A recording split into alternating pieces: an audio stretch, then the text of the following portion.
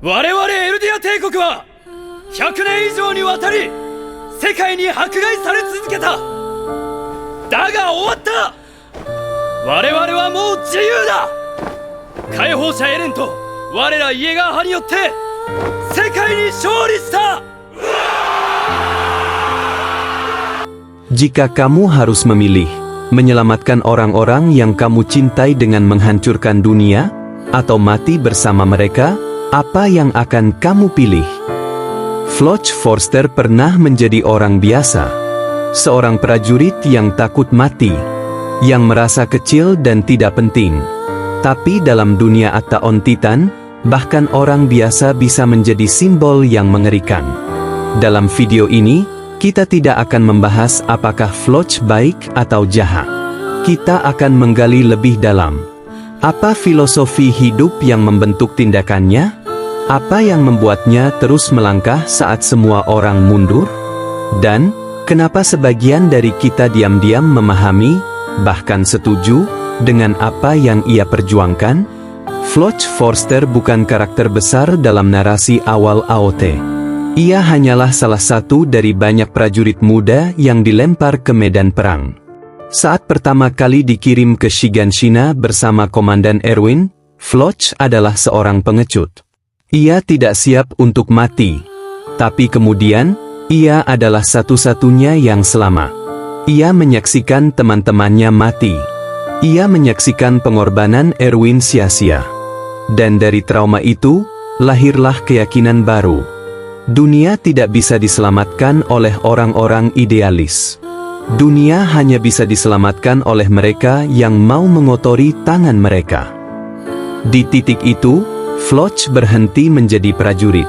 Ia menjadi seseorang yang hidup bukan untuk moral, tapi untuk misi. Dalam banyak adegan, Floch menyatakan bahwa ia tidak tertarik lagi pada impian atau nilai-nilai universal. Yang dia tahu hanyalah satu hal. Jika kita tidak menghancurkan mereka, mereka akan menghancurkan kita. Ini bukan sekadar kebencian. Ini adalah prinsip dasar dari pandangannya tentang dunia. Dunia adalah tempat yang brutal. Tidak ada tempat untuk keadilan, hanya kelangsungan hidup. Dalam hal ini, Floch sangat dekat dengan filsafat eksistensialisme, khususnya dalam konteks dunia yang absurd dan tak peduli pada manusia. Seperti yang dikatakan Albert Camus, dunia ini tidak memberikan makna secara otomatis. Kita yang harus menciptakannya. Dan bagi Floch, makna itu adalah bangsaku harus hidup, apapun harganya. Disinilah letak konflik moral terbesar Floch. Ia siap membunuh demi menyelamatkan kaumnya. Tapi ia tidak sekadar mengikuti perintah. Ia percaya bahwa tindakannya perlu dilakukan. Utilitarianisme, sebuah pandangan moral yang menyatakan bahwa tindakan benar jika membawa hasil terbaik bagi jumlah orang terbanyak, bisa menjadi kacamata untuk memahami Floch. Namun, Floch melangkah lebih jauh. Ia tidak menghitung kebahagiaan semua manusia. Ia hanya menghitung kelangsungan hidup bangsanya sendiri. Kalau kita tidak menunjukkan bahwa kita siap membunuh, maka dunia tidak akan pernah takut pada kita. Di sini, Floch tidak lagi terikat pada moralitas universal. Ia memeluk relativisme moral, bahwa benar dan salah ditentukan oleh konteks, oleh kebutuhan, oleh siapa yang bertahan dan siapa yang lenyap. Dalam dirinya, kita melihat betapa tipisnya batas antara patriotisme dan fanatisme. Ia tidak membenci dunia luar karena mereka jahat. Ia membenci mereka karena mereka menjadi ancaman eksistensial bagi kaumnya. Dan dalam keyakinan seperti itu, kekejaman menjadi hal yang masuk akal. Dalam banyak adegan, Floch menyebut dirinya sebagai iblis. Tapi bukan karena ia senang membunuh. Ia menyebut dirinya iblis, karena dunia butuh seseorang untuk mengambil peran itu. Disinilah kita bisa melihat jejak pemikiran Jean-Paul Sartre. Sartre mengatakan bahwa manusia bebas. Tapi kebebasan itu datang dengan harga yang berat, tanggung jawab total atas pilihan kita. Floch sadar bahwa ia membuat pilihan yang kejam. Tapi ia memilih itu secara sadar. Ia tidak menyalahkan sistem. Ia tidak menyalahkan perintah. Ia menanggung kebencian orang lain, karena menurutnya, itu bagian dari peran yang harus ia mainkan demi kemenangan. Dengan kata lain, jika dunia ini membutuhkan monster agar bangsaku bisa hidup, maka aku akan menjadi monster itu. Di sini, Floch tidak lagi hidup sebagai individu yang mencari makna. Ia menciptakan makna itu melalui tindakan. Saat Armin dan kelompok aliansi berusaha menghentikan rumbling dan menciptakan perdamaian, Floch justru menolak. Bagi Floch, perdamaian bukan tujuan, tapi kelemahan. Ia percaya bahwa kompromi hanyalah cara yang lebih lambat untuk dihancurkan. Jika kita mengalah, kita akan dilenyapkan. Disinilah kita melihat perbedaan mendasar antara Floch dan karakter lain seperti Armin. Armin percaya pada masa depan bersama, meski penuh risiko. Floch percaya bahwa masa depan hanya milik mereka yang kuat. Armin ingin dunia berubah.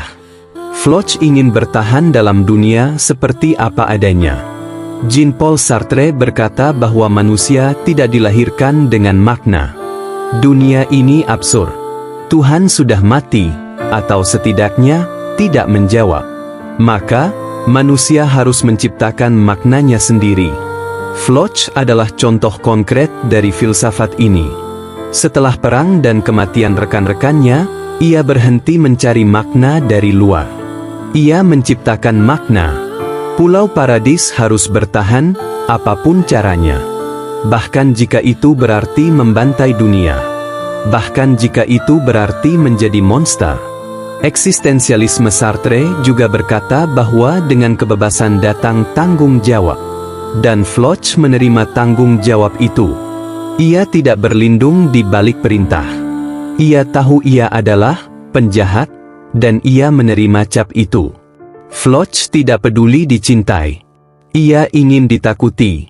Ia ingin dunia tahu, jika mereka menyerang Paradis, mereka akan dibinasakan. Dan menariknya, The Prince ditulis bukan sebagai buku tentang kekejaman, tapi tentang stabilitas politik dalam masa krisis. Machiavelli tidak menyuruh penguasa menjadi jahat, tapi menjadi cukup dingin untuk melakukan apa yang perlu. Floch memeluk prinsip itu, bukan demi dirinya, tapi demi bangsanya. Ketika akhirnya Floch mati, ia tidak mati sebagai pahlawan yang dia luelukan. Ia mati sebagai musuh, dihujat bahkan oleh mereka yang pernah bertarung bersamanya. Tapi, saat dia terjatuh, ia tersenyum. Karena ia tahu bahwa ia telah melakukan apa yang menurutnya benar. Mungkin Floch bukan karakter yang kita suka. Tapi justru karena itu ia pantas dibicarakan. Ia adalah wajah dari kenyataan yang tidak nyaman.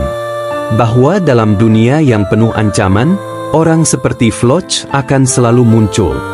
Dan mereka tidak lahir dari kejahatan, tapi dari rasa takut, dari kehilangan, dan dari keyakinan bahwa jika kita tidak melakukan sesuatu yang ekstrim, kita akan musnah. Di akhir video ini, aku tidak ingin memberimu jawaban. Aku hanya ingin bertanya, apakah Floch Forster seorang monster yang harus dihentikan? Atau, apakah ia adalah produk dari dunia yang telah kehilangan moralitas? Jika kamu berada di posisinya, akankah kamu memilih jalan yang sama? Tulis pendapatmu di kolom komentar. Aku ingin tahu bagaimana kamu menilai karakter yang satu ini. Bukan dari sisi benar dan salah, tapi dari sisi manusiawi.